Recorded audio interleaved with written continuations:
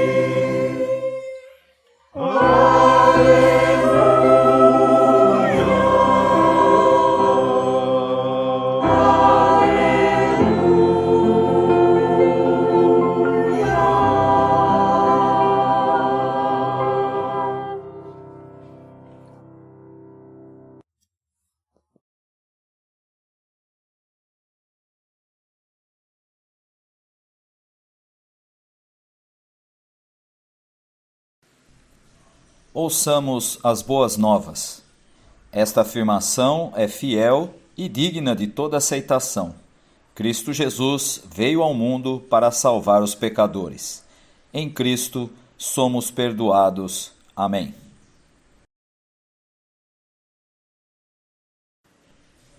As barreiras que separam as pessoas foram quebradas por Cristo na cruz. Agora podemos viver e conviver em paz, guiados pelo Espírito de Deus. Louvemos o seu nome.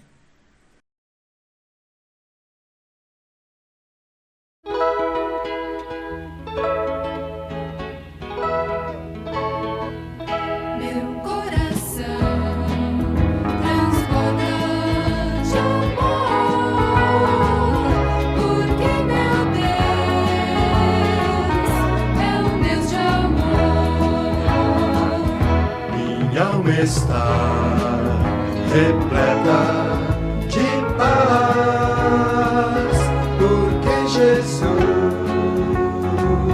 é minha paz. Eu digo aleluia, aleluia, aleluia, aleluia, aleluia. Eu digo porque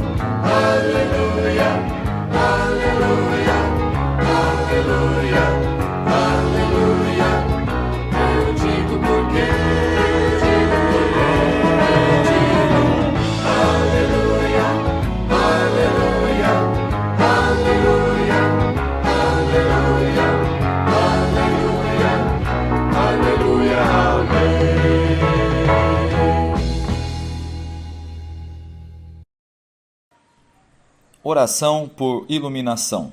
Todos. Senhor Deus, estamos reunidos em torno das Escrituras Sagradas e nosso desejo é ouvir a Tua voz. Permita que nossos corações e mentes estejam abertos para a ação de Teu Espírito, para que possamos ser instruídos pelo Senhor por meio da Tua Palavra. Por Cristo Jesus é que pedimos. Amém.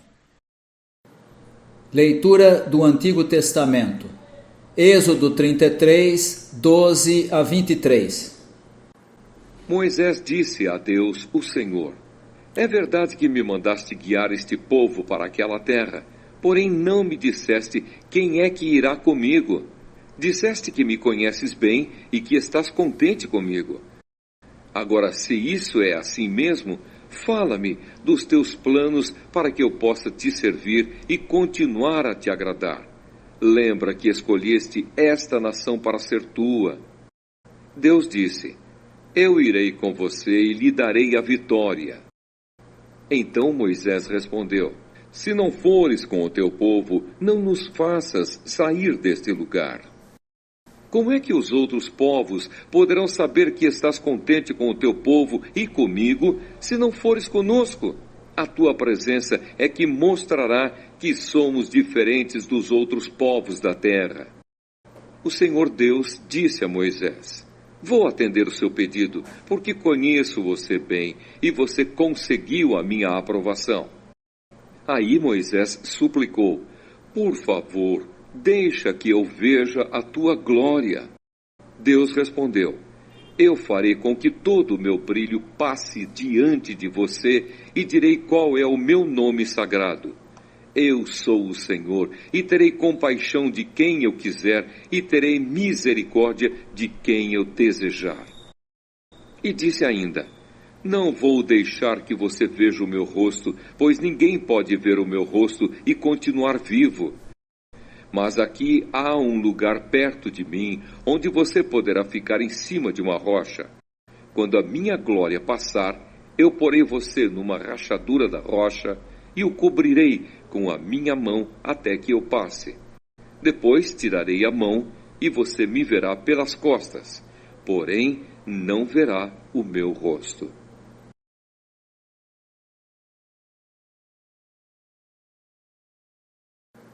Leitura do Novo Testamento. 1 Tessalonicenses, capítulo 1, versículo 2 ao versículo 10.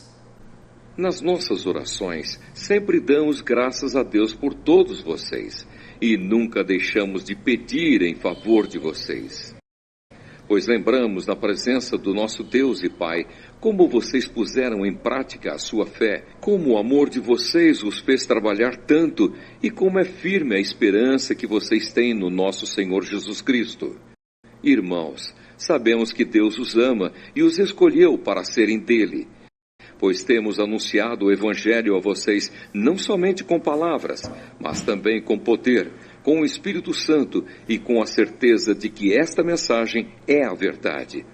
Vocês sabem de que maneira nos comportamos no meio de vocês, para o próprio bem de vocês. E vocês seguiram o nosso exemplo e o exemplo do Senhor Jesus. Embora tenham sofrido muito, vocês receberam a mensagem com aquela alegria que vem do Espírito Santo. Desse modo, vocês se tornaram um exemplo para todos os cristãos das províncias da Macedônia e da Acaia. Pois a mensagem a respeito do Senhor partiu de vocês e se espalhou pela Macedônia e pela Acaia, e as notícias sobre a fé que vocês têm em Deus chegaram a todos os lugares. Portanto, sobre isso não é preciso falarmos mais nada. Todas as pessoas desses lugares falam da nossa visita a vocês e contam como vocês nos receberam bem e como vocês deixaram os ídolos para seguir e servir ao Deus vivo e verdadeiro.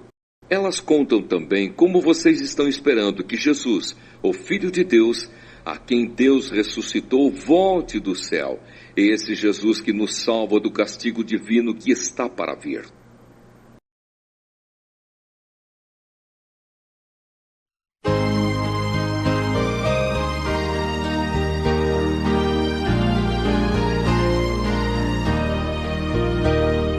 Se nos cega o sol ardente, quando visto em seu fulgor, quem contemplará aquele que do sol é criador? Patriarcas não puderam o seu rosto contemplar, nem Adão chegou a vê-lo antes mesmo de pecar. Luz perante a qual é trevas, mesmo o sol a fulgurar. Nossos olhos pecadores não te podem contemplar. Fogo em cima da arca santa, sarça ardente do Sinai, são figuras dessa glória do Senhor eterno Pai.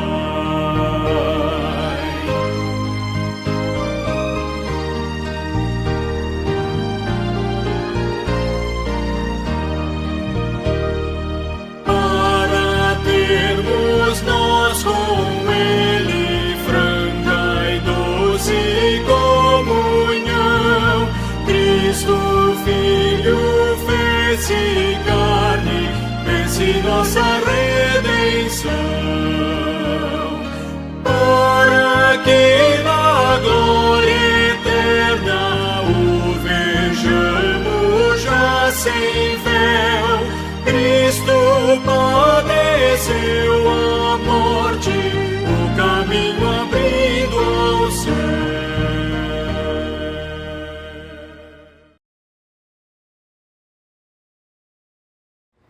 Depois, Tiago e João, filhos de Zebedeu, chegaram perto de Jesus e disseram: Mestre, queremos lhe pedir um favor.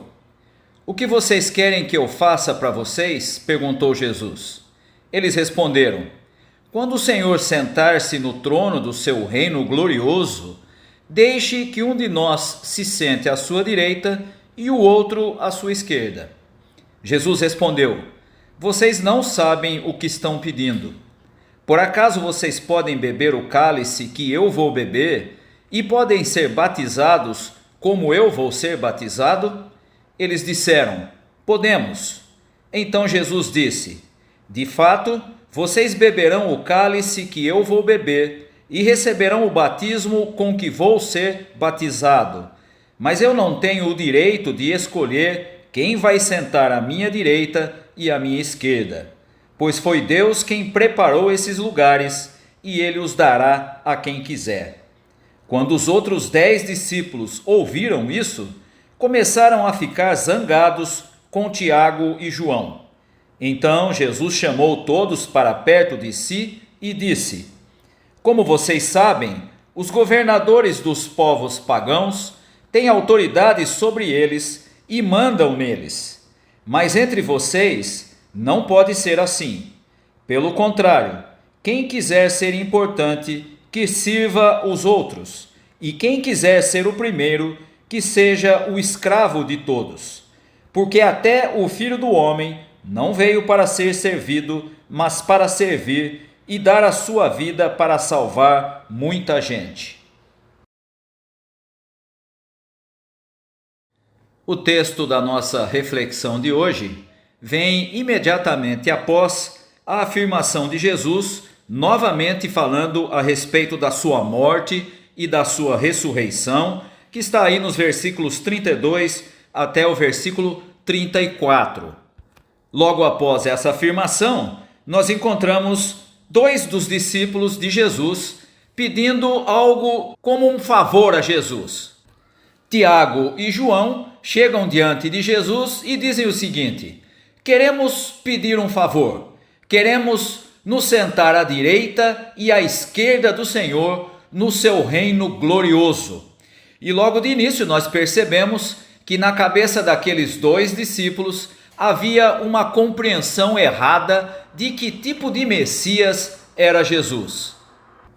Eles pensavam em Jesus como o Messias da linha de Davi, um tipo de Messias político que seria aquele que libertaria Israel e traria de volta os tempos de glória. O próprio reino, que é apresentado aqui como sendo o reino de Jesus ou o reino de Deus que ele estava trazendo, era entendido dessa forma, como um reino político, como um reino glorioso.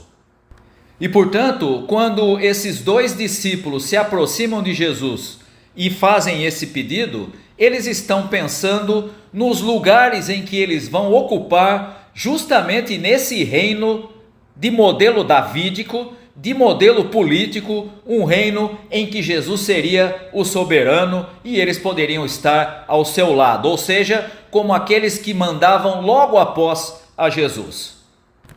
E a resposta de Jesus demonstra que eles não estavam entendendo de fato que tipo de Messias ele era.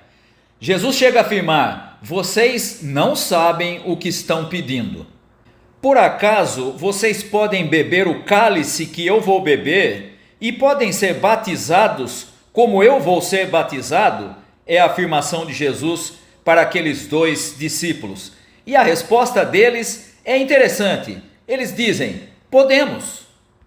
O que eles não estavam entendendo é que o cálice que Jesus ia beber e o batismo ao qual Jesus se submeteria era a sua trajetória para a cruz, ou seja, uma trajetória que não previa trono ou poder, mas sim condenação à morte e principalmente rejeição das autoridades, como o próprio Jesus tinha dito no versículo 33.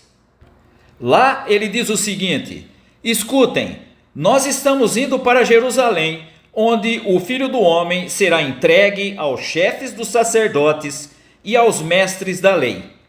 eles o condenarão à morte e o entregarão aos não-judeus.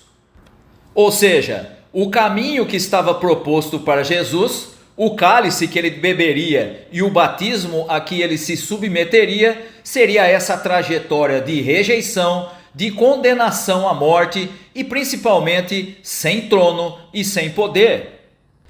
E com a resposta daqueles discípulos dizendo que iam passar pela mesma situação, o que Jesus lhes diz é sintomático. De fato, vocês beberão o cálice que eu vou beber e receberão o batismo com que eu vou ser batizado. E com essa afirmação, Jesus está apontando a realidade de quem se compromete com o seu reino.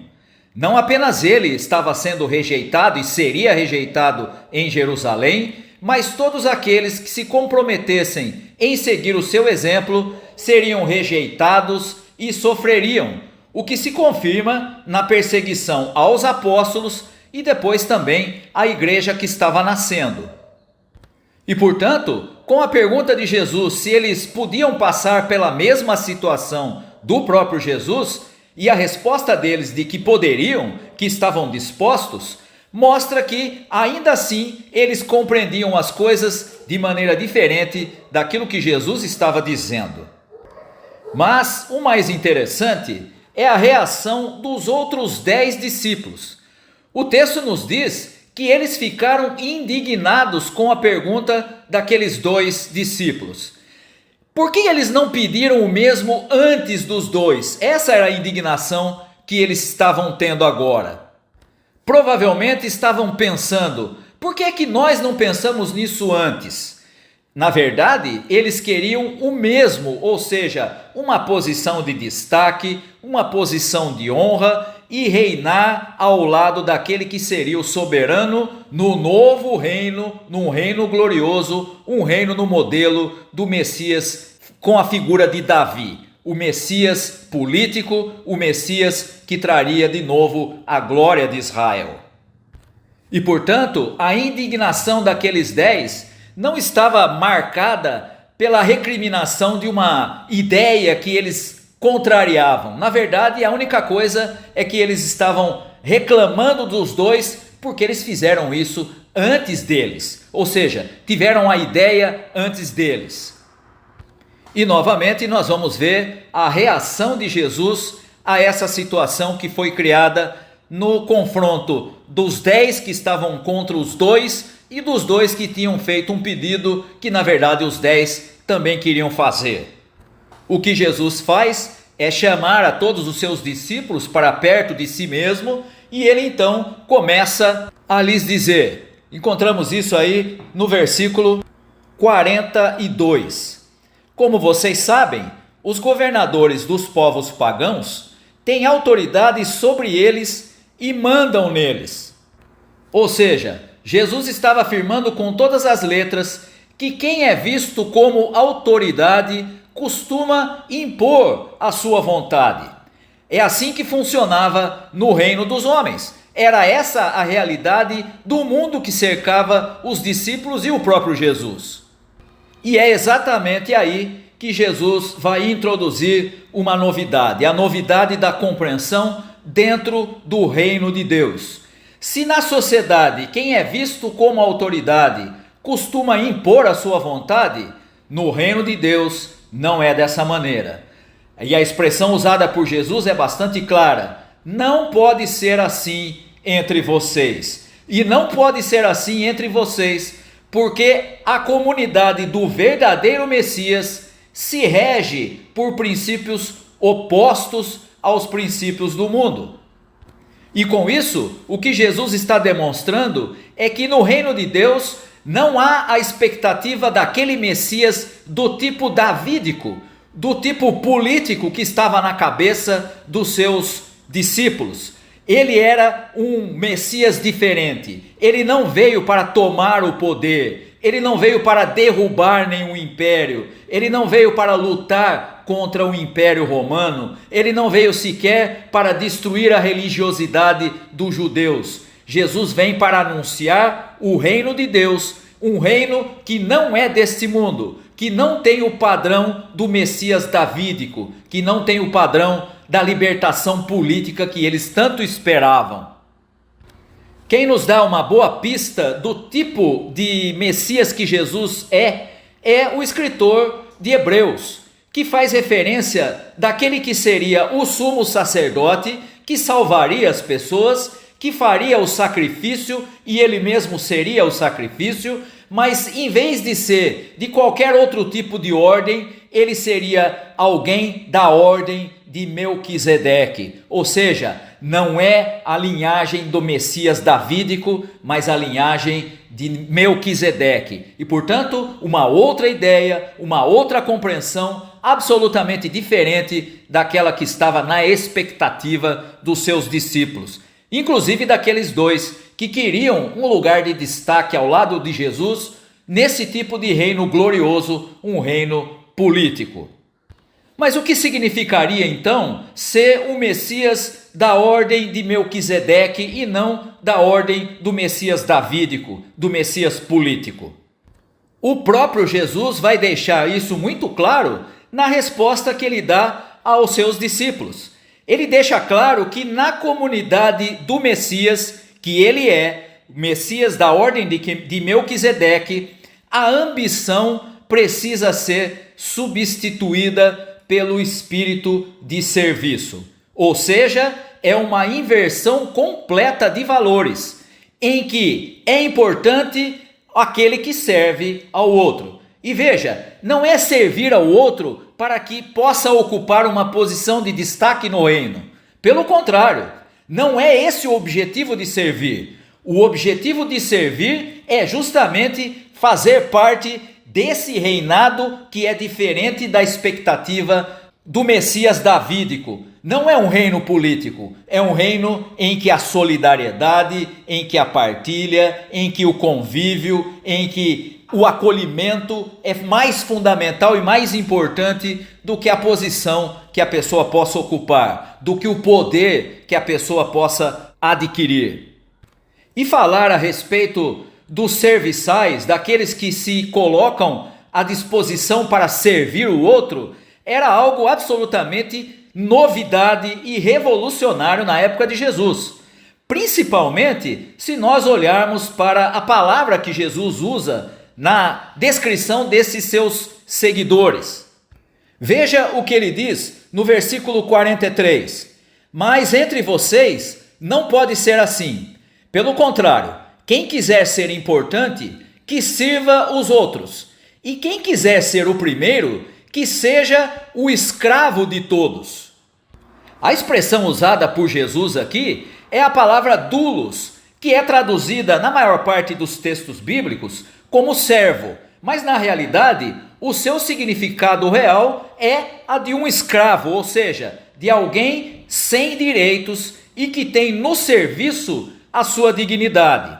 Só para que você tenha ideia do significado disso, era dessa maneira que Paulo se identificava quando ele se dirigia às igrejas para quem escrevia. Ele sempre dizia: eu, Paulo, apóstolo de Jesus, servo de Cristo. Esse servo, na verdade, era a palavra doulos, ou seja, escravo de Cristo. Alguém sem direitos e que tem no serviço a sua dignidade.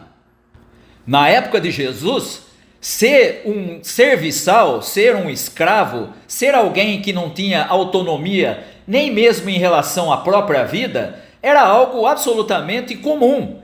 Hoje, nós diríamos que ninguém gosta dessa ideia, principalmente porque nós vivemos numa cultura que despreza qualquer tipo de escravidão. No entanto, a expressão usada por Jesus tem justamente esse sentido, de que servir ao outro implica em servir a Cristo. E sem o serviço ao outro, nós não estaremos servindo de maneira alguma a Cristo. Se você olhar para os serviçais da nossa época, vai perceber que hoje eles continuam sendo desvalorizados. Quem serve nem sequer tem nome. É o garçom, é alguém que nos atende, é o moço, ou moça, e não alguém que tenha dignidade e importância. Essa é a realidade que nós temos na nossa cultura atual.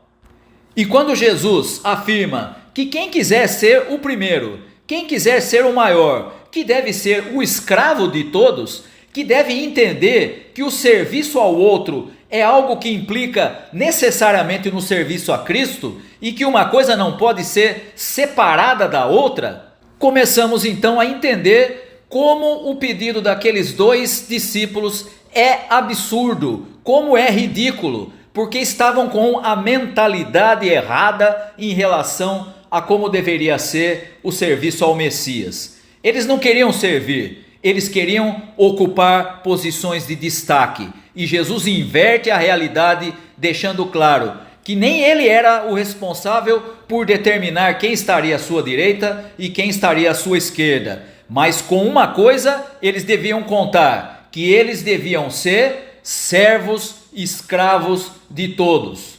E que se eles queriam servir a Cristo, tinham que entender que isso implicava em servir ao outro, necessariamente.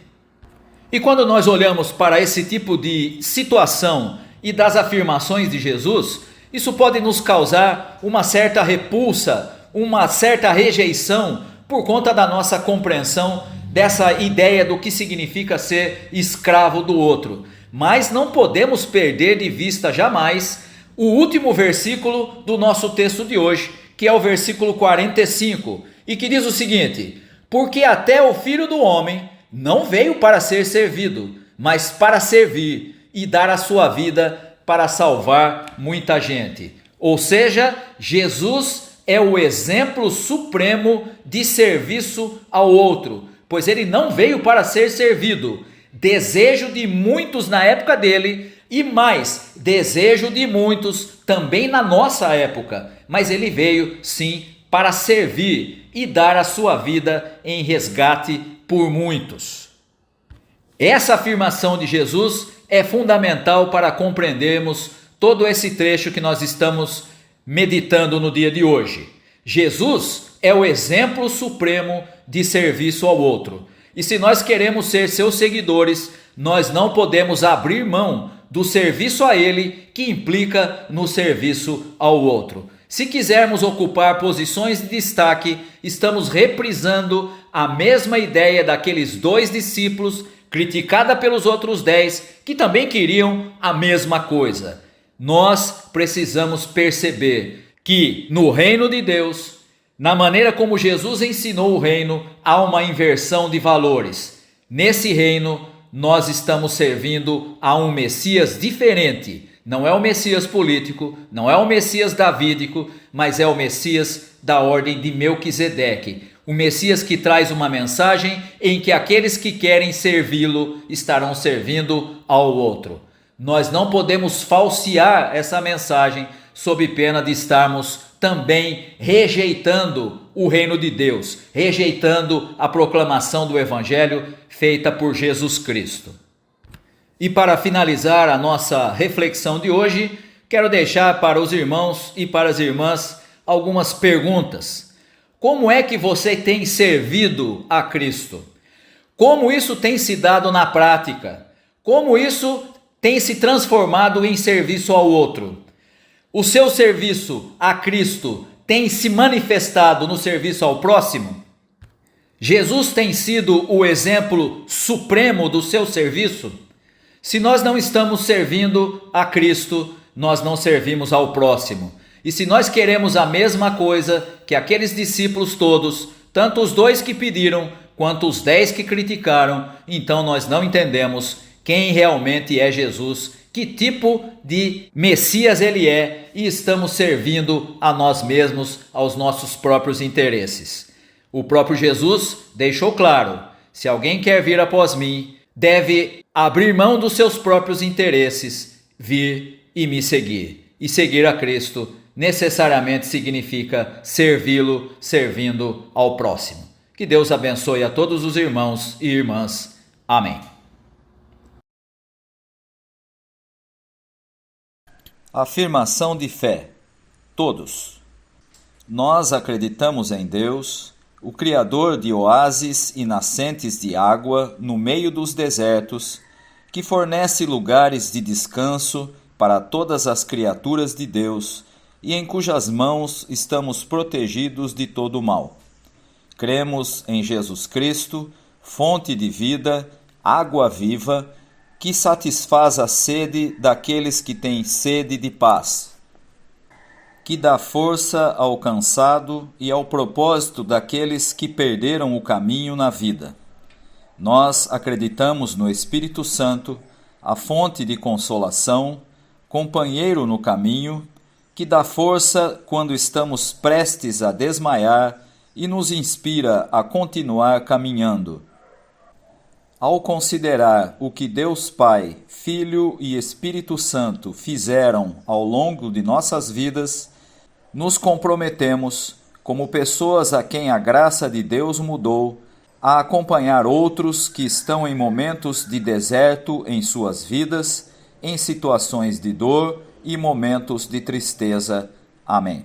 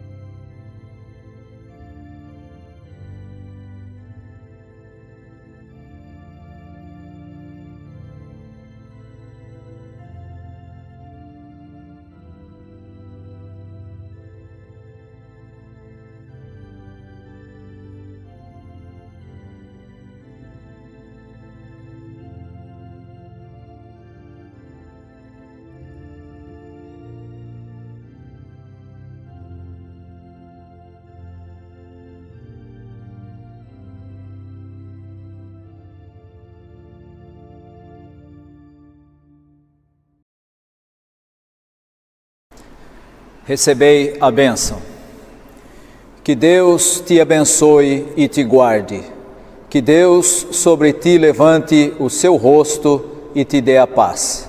Que a graça do nosso Senhor e Salvador Jesus Cristo, que o amor de Deus, o nosso Pai, que o ensino e as consolações do Espírito Santo estejam com todos vós, hoje e para todo sempre. Amém.